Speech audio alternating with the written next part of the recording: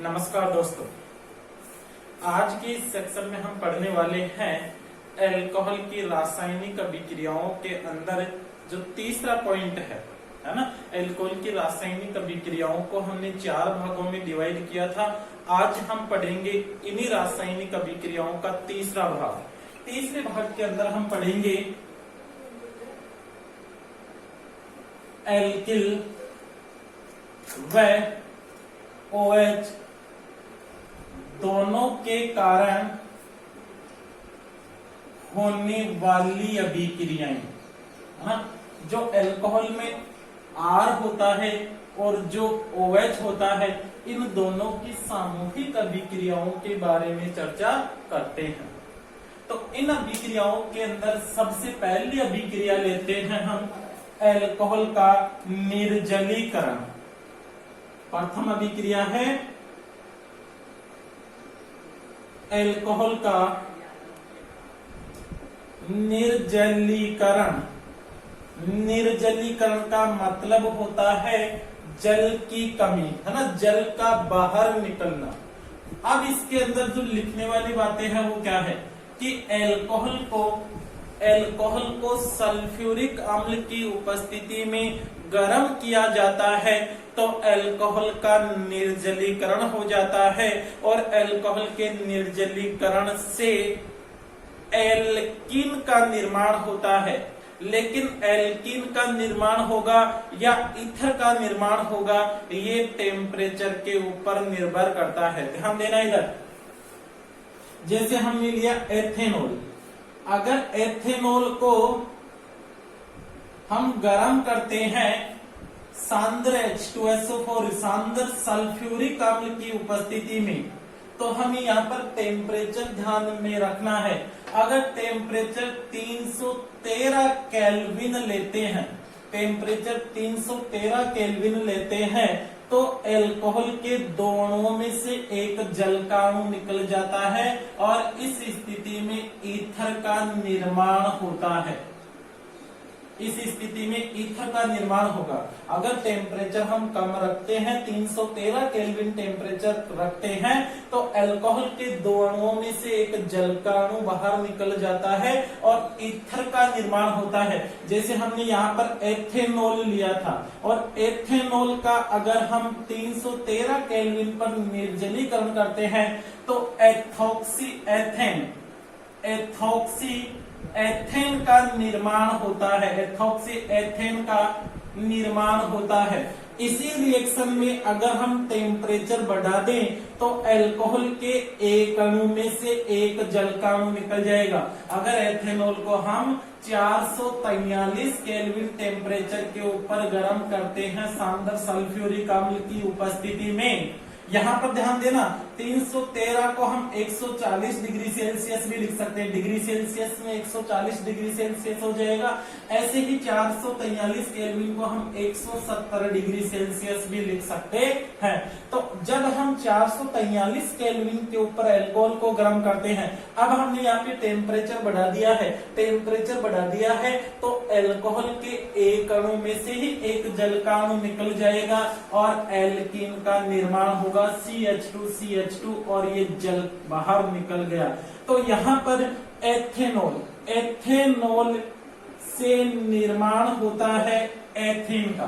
तो हमें केवल ये रिएक्शन याद रखनी है। अगर एग्जाम में क्वेश्चन आ जाए कि अल्कोहल के निर्जलीकरण से क्या बनता है, तो आपको याद रखना है एल्कीन। अगर टेम्परेचर अलग अलग दे दे कि 413 केल्विन पर क्या बनाएगा, 443 केल्विन पर किसका निर्माण होगा, तो 413 केल्विन पर तो ईथर का निर्माण होता है, जबकि 443 केल्विन टेम्परेचर हम रखते हैं तो उस कंडीशन में एथीन का निर्माण होता है। अब यहाँ पर अगर हम इसकी क्रियाविधि की बात करें, इसकी क्रियाविधि किस प्रकार की होगी उसके बारे में अगर हम बात करें, तो प्रथम पद के अंदर क्या लेना है। देखो, ये रिएक्शन अम्ल की उपस्थिति में, किसी प्रोटोनिक अम्ल की उपस्थिति में होती है, यानी ऐसे अम्ल की उपस्थिति में रिएक्शन होती है जो H+ देता है। प्रोटोन देने वाले अम्ल को हम प्रोटोनिक अम्ल कहते हैं, है ना। तो जैसे सल्फ्यूरिक अम्ल होता है, ये सल्फ्यूरिक अम्ल होता है, वो टूटकर 2 H+ यानी प्रोटॉन देता है और एक सल्फेट आयन देता है। तो ऐसे अम्ल होने चाहिए इस रिएक्शन के अंदर जो प्रोटॉन देते हैं। अब इसकी मैकेनिज्म की बात करें, इसकी क्रियाविधि की बात करें तो प्रथम पद के अंदर क्या होता है, जो अल्कोहल होता है उस अल्कोहल में ऑक्सीजन के ऊपर लोन पेयर होता है और लोन पेयर के कारण अल्कोहल होता है, वो एक लुईस क्षार की तरह व्यवहार करता है। लुईस एक साइंटिस्ट थे, उन साइंटिस्ट ने ये कहा था कि जो इलेक्ट्रॉन युग्म दाता होता है वो क्षार होता है और जो इलेक्ट्रॉन युग्म ग्राही होता है वो अम्ल होता है। तो अल्कोहल पर एकाकी इलेक्ट्रॉन युग्म उपस्थित होने के कारण ये लुईस क्षार की तरह व्यवहार करता है, जो H+ यानी प्रोटॉन को अपने इलेक्ट्रॉन युग्म देकर ऑक्सोनियम आयन का निर्माण करता है। तो अल्कोहल पर प्रोटॉन के योग से ऑक्सोनियम आयन, जिसे हम प्रोटोनीकृत अल्कोहल भी कहते हैं, ऑक्सोनियम आयन का निर्माण प्रथम पद के अंदर क्या होगा, जैसे एथेनॉल हम लेते हैं, एथेनॉल हमने लिया CH3CH2OH।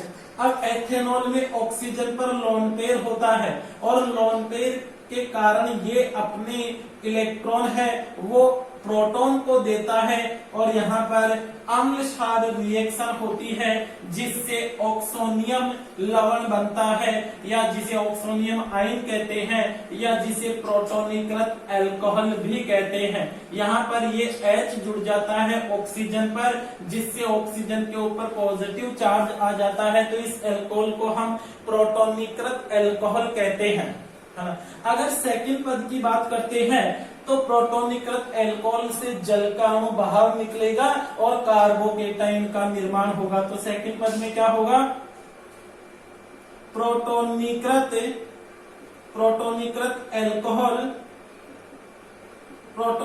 अल्कोहल से जल के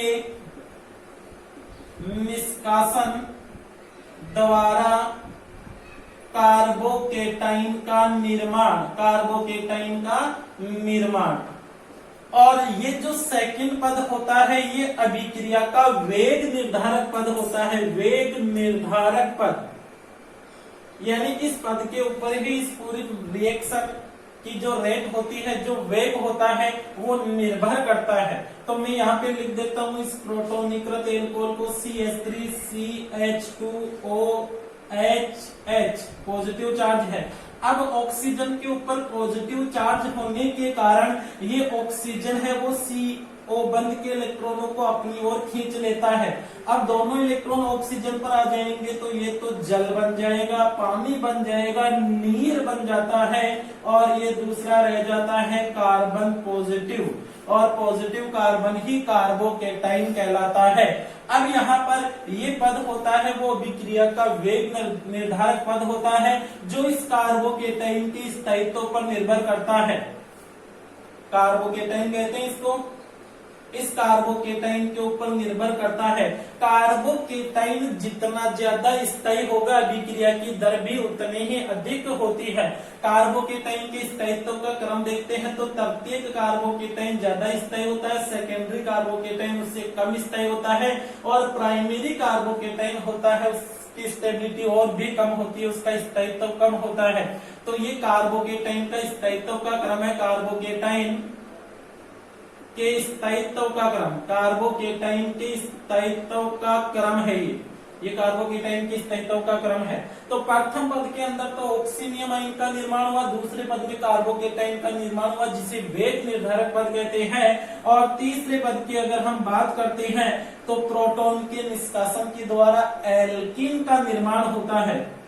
प्रोटॉन के निष्कासन द्वारा एल्कीन का निर्माण तीसरे पद के अंदर होता है। प्रोटॉन के निष्कासन के द्वारा एल्कीन का निर्माण होता है। जो थर्ड पद है, कैसे ध्यान देना, ये जैसे कार्बोकेटाइन है, अब एक कार्बन पर पॉजिटिव चार्ज है तो ये पॉजिटिव चार्ज वाला कार्बन क्या करेगा, निकटवर्ती, इसको CH 2H लिख देता हूँ, तो निकटवर्ती इस बॉन्ड को अपनी ओर खींचकर पाई बंध में कन्वर्ट कर लेता है और CH2 डबल बॉन्ड CH2 यानी एथीन का निर्माण हो जाता है। H प्लस रिएक्शन के अंदर हमें वापस प्राप्त हो जाता है। यानी इस पूरी मैकेनिज्म को अगर हम देखते हैं तो प्रारंभ में जो हमने प्रोटॉन लिया था, लास्ट में प्रोटॉन वैसा का वैसा ही हमें फिर से मिल जाता है। तो हम कह सकते हैं कि इस पूरी रिएक्शन के अंदर जो प्रोटॉन था, है ना, जो अम्ल था, अम्ल के द्वारा ही तो दिया गया था प्रोटॉन, तो इस पूरी रिएक्शन में जो अम्ल था उस अम्ल ने केवल उत्प्रेरक का कार्य किया है। यानी इस रिएक्शन की रेट को, इस रिएक्शन के वेग को बढ़ाने का कार्य किया है। जो जैसा का जैसा हमने अम्ल लिया था, लास्ट में हमें वैसा का वैसा ही प्राप्त हो जाता है। तो ये जो निर्जलीकरण की रिएक्शन होती है वो अम्ल उत्प्रेरित होती है, यानी अम्ल की उपस्थिति में उत्प्रेरित होने के बाद ही इस रिएक्शन की रेट बढ़ती है, यानी इस अभिक्रिया की दर में वृद्धि होती है। यहाँ पर इस सेकंड पद को आपको विशेष रूप से याद रखना है कि ये जो सेकंड पद होता है ये वेग निर्धारक पद होता है, जो कार्बोकेटाइन के स्थायित्व के ऊपर निर्भर करता है। और कार्बोकेटाइन में भी हमें पता है तृतीयक एल्कोहल से जो कार्बोकेटाइन बनता है वो ज्यादा स्थायी होता है। तो अगर निर्जलीकरण का क्रम भी आ जाए तो निर्जलीकरण के क्रम में भी आप याद रख सकते हो, तृतीयक एल्कोहल का निर्जलीकरण शीघ्रता से होता है, सेकेंडरी एल्कोहल के निर्जलीकरण में कुछ समय लगता है, जबकि प्राइमरी एल्कोहल होता है उसका निर्जलीकरण होता है कठिन होता है। देखो, तृतीयक एल्कोहल से जो कार्बोकेटाइन बनेगा वो तृतीयक कार्बोकेटाइन होगा। तृतीयक कार्बोकेटाइन अधिक स्टेबल होता है, अधिक स्टेबल होने से ये जो रिवर्सिबल रिएक्शन आती है वो नहीं होगी, यानी जो कार्बोकेटाइन वापस एल्कोहल में चेंज नहीं होगा, रिएक्शन आगे ही बढ़ेगी और आगे बढ़ने से एथीन का निर्माण ही होगा। अगर कार्बोकेटाइन स्टेबल नहीं है तो जो रिवर्सिबल रिएक्शन है वो संपन्न हो जाएगी और वापस एल्कोहल बन जाएगा। ठीक है, तो हमें याद रखना है कार्बोकेटाइन की स्टेबिलिटी के ऊपर निर्भर करेगा एल्कोहल का निर्जलीकरण, और जो कि एक अम्ल उत्प्रेरक की उपस्थिति में संपन्न होने वाली रिएक्शन है। तो आई होप आप आसानी से बता सकते हो कि एल्कोहल के निर्जलीकरण से क्या बनेगा। 313 केल्विन के ऊपर तो ईथर का निर्माण होगा, जबकि 443 केल्विन लेते हैं तो एल्कीन का निर्माण होगा। यहाँ पर ये जो टेम्परेचर दिया है वो ओनली फॉर प्राइमरी एल्कोहल के लिए है ना। 413 केल्विन पर केवल प्राथमिक एल्कोहल ही ईथर बनाएगा। अगर इस टेम्परेचर के ऊपर हम द्वितीयक और तृतीयक एल्कोहल लेते हैं तो वो तो एल्कीन ही बनाते हैं, क्योंकि सेकेंडरी और टर्सरी एल्कोहल होते हैं उनकी रिएक्टिविटी अधिक होती है, उनकी क्रियाशीलता अधिक होती है, और क्रियाशीलता अधिक होने के कारण टेम्परेचर अगर हम कम रखते हैं तो भी एल्कीन का निर्माण द्वितीयक और तृतीयक एल्कोहल कर लेता है। तो प्राइमरी एल्कोहल के लिए टेम्परेचर की कंडीशन अप्लाई करनी है, सेकेंडरी और टर्सरी एल्कोहल के लिए हमें टेम्परेचर की कंडीशन को अप्लाई नहीं करना है। टेम्परेचर आप कम रखते हो तो भी द्वितीयक और तृतीयक एल्कोहल तो एल्कीन का निर्माण कर ही लेता है। अब हम देखेंगे अगर इस रिएक्शन के अंदर ऐसी कंडीशन उत्पन्न हो कि हमें दो प्रकार के एल्कीन प्राप्त हो जाए। ध्यान देना, रिएक्शन में लिखता हूं, इस रिएक्शन के अंदर आप देखोगे कि हमें एक ऐसी स्थिति प्राप्त होगी जिससे दो प्रकार के एल्कीन बनने की संभावना ये रहती है। जैसे हमने लिया है यहाँ पर ब्यूटेन टू ऑल, ये सेकेंडरी एल्कोहल ले लिया हमने। अगर हम इसका निर्जलीकरण करेंगे, इसको गर्म करेंगे अम्ल की उपस्थिति में, तो देखो यहां से OH और यहां से H निकल सकता है। OH और H यानी जल के रूप में बाहर निकल जाएंगे तो एल्कीन का निर्माण होगा। तो इस कंडीशन में जो एल्कीन बनेगी उसको हम कहेंगे ब्यूटीन। ब्यूटेन टू ऑल से बन जाएगी ब्यूटेन टू ऑल, और ब्यूटेन टू ऑल से निर्माण हो गया है ब्यूटीन का। लेकिन इसकी एक सेकंड कंडीशन भी संभव है, और वो कंडीशन कौन सी है कि जब यहां से H फ्री नहीं होकर इस कार्बन से हाइड्रोजन विमुक्त हो जाए, निकल जाए यहां से, तो द्विबंध इस कार्बन और इस कार्बन के बीच में आएगा। तो वो कंडीशन कौन सी होगी, CH3 CH double bond CH CH3। इस कंडीशन में ब्यूटेन का निर्माण होता है। यानी हम कह सकते हैं कि जब एल्कोहल से दो प्रकार के एल्कीन बनने की संभावनाएं होती है तो सदैव उस कंडीशन में दोनों एल्कीन ही बनते हैं। परंतु हमें याद रखने की ये बात है, हमें ये याद रखना है कि वह एल्किन मुख्य उत्पाद के रूप में बनेगा जिसमें द्विबंध श्रृंखला के बीच में हो। यानी ये एल्किन भी बनेगी, ये एल्किन भी बनेगी, लेकिन इनमें से मुख्य कौन होगी, मैक्सिमम मात्रा में कौन सी एल्किन बनेगी। तो इसके लिए नियम दिया गया है, एक सेतजेफ का नियम।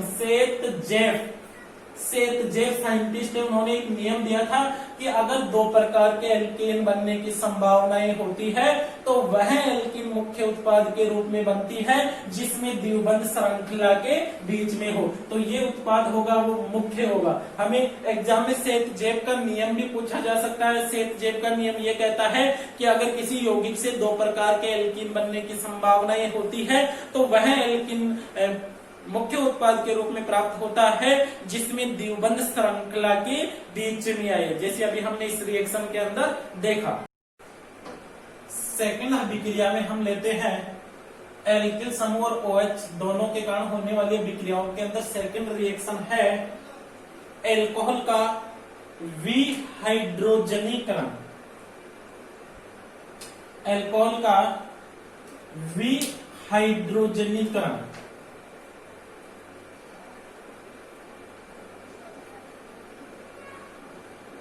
विहाइड्रोजनीकरण का मतलब होता है हाइड्रोजन की कमी होना। वी हमेशा कमी के लिए लगाते हैं, और विहाइड्रोजनीकरण यानी हाइड्रोजन की कमी अब कब होगी ये देख लेते हैं। अगर एल्कोहल की वाष्प को कॉपर की सतह से गुजारा जाता है 573 केल्विन ताप पर, अगर एल्कोहल की वाष्प को कॉपर की सतह से गुजारा जाता है 573 केल्विन ताप पर, तो एल्कोहल का विहाइड्रोजनीकरण हो जाता है। 573 केल्विन कह दो चाहे 300 डिग्री सेल्सियस कह दो, एक ही बात है, टेम्परेचर है, सेम है भाई। अब यहाँ पर देखना, सबसे पहले प्राथमिक एल्कोहल यानी प्राथमिक एल्कोहल का विहाइड्रोजनीकरण होता है, तो प्राथमिक एल्कोहल के विहाइड्रोजनीकरण के द्वारा एल्डिहाइड का निर्माण होता है। प्राथमिक एल्कोहल क्या बनाता है, विहाइड्रोजनीकरण द्वारा एल्डिहाइड। ध्यान देना, रिएक्शन भी हम देख लेते हैं। CH3 CH2 CH3 CH2OH ये एल्कोहल है। अगर इस एथेनॉल की वाष्प को हम कॉपर की सतह से गुजारे 573 केल्विन टेम्परेचर पर, तो इसका विहाइड्रोजनीकरण हो जाता है। यानी यहाँ से एक हाइड्रोजन और एक हाइड्रोजन यहाँ से, एक हाइड्रोजन तो यहाँ से फ्री हो जाएगा, एक हाइड्रोजन यहाँ से फ्री हो जाएगा, तो CH3 CHO क्या बच जाएगा, एल्डिहाइड बच जाता है। ये विहाइड्रोजनीकरण से हमने बना लिया है एल्डिहाइड। तो प्राथमिक एल्कोहल का विहाइड्रोजनीकरण होता है, तो प्राथमिक एल्कोहल के विहाइड्रोजनीकरण के द्वारा एल्डिहाइड का निर्माण होता है। यानी एथेनॉल से बनता है एथेनेल। एथेनॉल से किसका निर्माण होगा, एथेनेल का। इसी प्रकार सेकेंडरी एल्कोहल की बात करें हम, द्वितीयक एल्कोहल, तो द्वितीयक एल्कोहल क्या बनाएगा ये देख लेते हैं। द्वितीयक एल्कोहल होता है वो ऑक्सीकृत होकर कीटोन का निर्माण करता है। ये सेकेंडरी एल्कोहल है, OH समूह जिस कार्बन से जुड़ा है वो 2 डिग्री कार्बन है, तो इसकी वाष्प को कॉपर की सतह से गुजारते हैं 573 केल्विन पर, तो इसका भी विहाइड्रोजनीकरण यानी एक हाइड्रोजन, तो ये यहाँ वाला हाइड्रोजन, ये जो हाइड्रोजन दिख रहा है ना, ये हाइड्रोजन और दूसरा ये हाइड्रोजन, दोनों निकल जाएंगे तो कार्बन और ऑक्सीजन के बीच में द्विबंध आ जाएगा। द्विबंध आ जाएगा तो बन जाएगा ketone, CH3 C double bond O CH3। Ketone का निर्माण होता है जिसे हम एसीटोन भी कहते हैं, कीटोन या एसीटोन।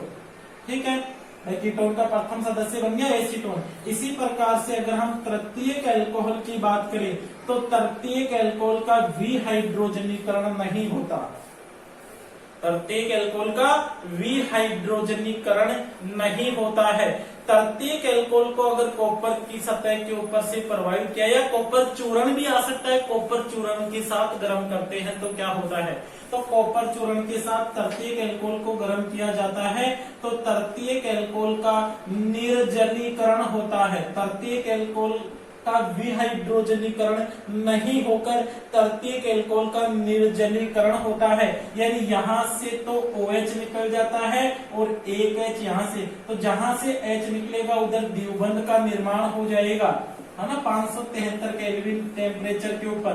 तो देखो CH3 को CH3 लिख दिया मैंने, इस C को C लिखा, इस C के ऊपर एक CH3 जुड़ा हुआ है, और यहाँ ये तो OH अलग हो गया और यहाँ का H अलग, तो इन दोनों के बीच में द्विबंध आ गया और ये जल अलग हो गया।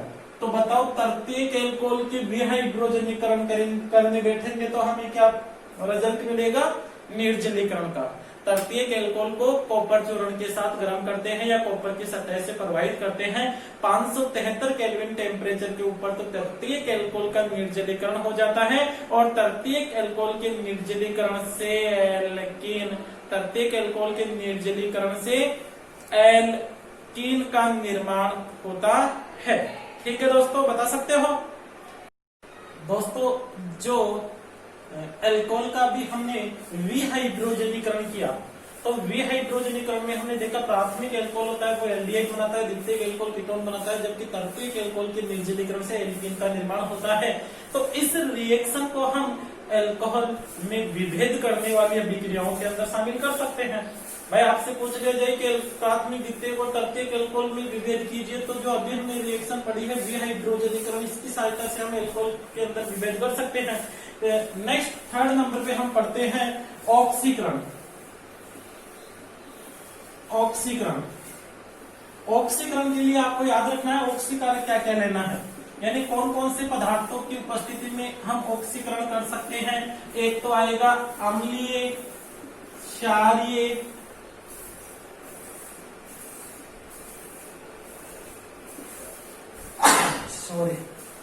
क्षारीय या उदासीन माध्यम में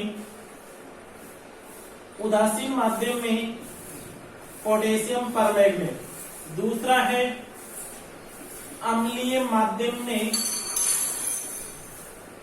पोटेशियम डाइक्रोमेट या फिर तनु नाइट्रिक अम्ल। ये तीनों ले सकते हैं हम एल्कोहल के ऑक्सीकरण से, और ऑक्सीकरण से भी हमें भिन्न भिन्न उत्पाद प्राप्त होते हैं, इसलिए एल्कोहल के ऑक्सीकरण का उपयोग भी हम एल्कोहल में विभेद करने के लिए कर सकते हैं। अब इसमें आपको क्या याद रखना है, सबसे पहले प्राथमिक एल्कोहल की बात करें तो प्राथमिक एल्कोहल के ऑक्सीकरण से एल्डिहाइड बनता है। ये जैसे हमने लिया ये और इसका ऑक्सीकरण कर दिया, इनमें से कोई भी लेकर, तो ऑक्सीकरण में हाइड्रोजन की कमी होती है और ऑक्सीजन का योग होता है। तो पहले तो हाइड्रोजन की कमी हो जाएगी तो CH3CHO एल्डिहाइड बन जाएगा, हाइड्रोजन की कमी हो जाएगी। अगर थोड़ी देर और ऑक्सीकरण करते रहेंगे तो ऑक्सीजन का योग होकर कार्बोक्सिलिक अम्ल बना लेता है। तो याद रखना है प्राथमिक एल्कोहल के ऑक्सीकरण से पहले तो एल्डिहाइड बनता है, अधिक देर तक ऑक्सीकरण करने पर क्या बन जाता है, वो एल्डिहाइड कार्बोक्सिलिक अम्ल में कन्वर्ट हो जाता है। याद रखना है जितने कार्बन परमाणु एल्कोहल में होते हैं उतने ही कार्बन वाला हमें एल्डिहाइड या कार्बोक्सिलिक अम्ल प्राप्त होता है। ठीक है, अब बात करें हम द्वितीयक एल्कोहल की, तो द्वितीयक एल्कोहल में क्या होता है, द्वितीयक एल्कोहल के ऑक्सीकरण से पहले तो कीटोन बनता है ना, CH3C double bond O CH3 ketone, यहाँ से H यहाँ से H, लेकिन इसका और ऑक्सीकरण करते रहेंगे तो जितने कार्बन होते हैं उससे कम कार्बन वाला हमें क्या प्राप्त होता है, कार्बोक्सिलिक अम्ल। यानी कार्बोक्सिलिक अम्ल के दो अणु प्राप्त होते हैं, एक तो ये कार्बोक्सिलिक अम्ल बना लेगा और दूसरा ये कार्बोक्सिलिक अम्ल बना लेता है। बता सकते हैं तृतीयक एल्कोहल का सामान्य परिस्थितियों में ऑक्सीकरण होता ही नहीं है।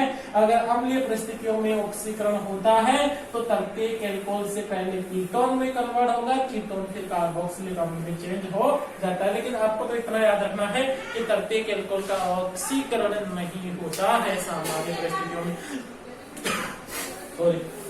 दोस्तों इस वीडियो को अपने दोस्तों के पास शेयर कीजिए और वीडियो को लाइक कीजिए तथा चैनल को अभी तक भी आपने सब्सक्राइब नहीं किया है तो चैनल को सब्सक्राइब कीजिए, जिससे कि हम नए वीडियो बनाने के लिए अपने आप को मोटिवेट करते रहें। धन्यवाद।